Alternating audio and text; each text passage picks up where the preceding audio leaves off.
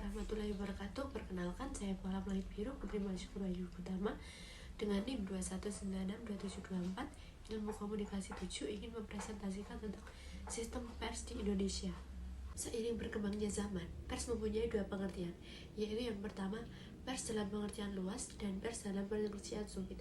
Pers dalam pengertian luas meliputi segala penerbitan, bahkan termasuk pers elektronik, radio siaran, dan televisi siaran. Sedangkan pers dalam arti sempit hanya terbatas pada pers cetak, yakni surat kabar, majalah, dan buletin kantor berita.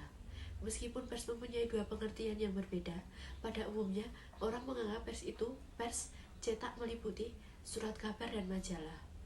Menurut Haris Sumadira, pers memiliki beberapa ciri. Yang pertama yaitu periodisitas, pers harus terbit secara teratur. Yang kedua yaitu publisitas, pers ditujukan kepada khalayak sasaran yang sangat heterogen.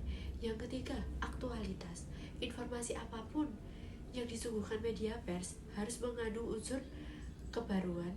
Yang keempat, universalitas, berkaitan dengan kemestaan pers dilihat dari sumbernya dan dari keanekaragaman materi isinya.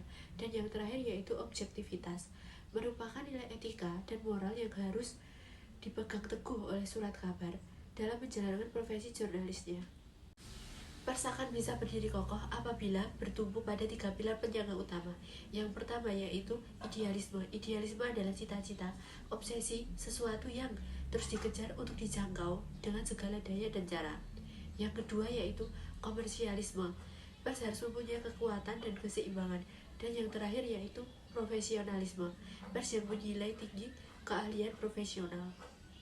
Salah satu permasalahan yang sesuai dengan pers di Indonesia yaitu berita tentang siswa SMP Temanggung yang membakar sekolahnya.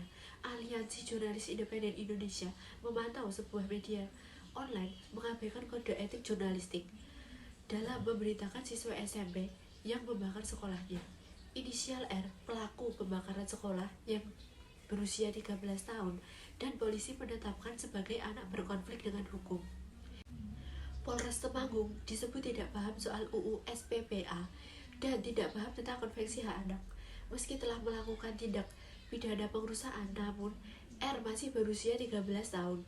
Seharusnya tidak perlu ditampilkan dalam konferensi pers, apalagi didampingi polisi dengan senjata laras panjang.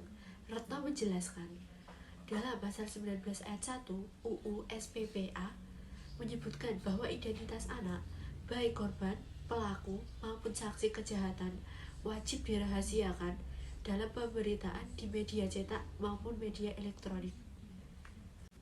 Sekian presentasi dari saya. Bila ada salah, saya mohon maaf. Saya ucapkan terima kasih.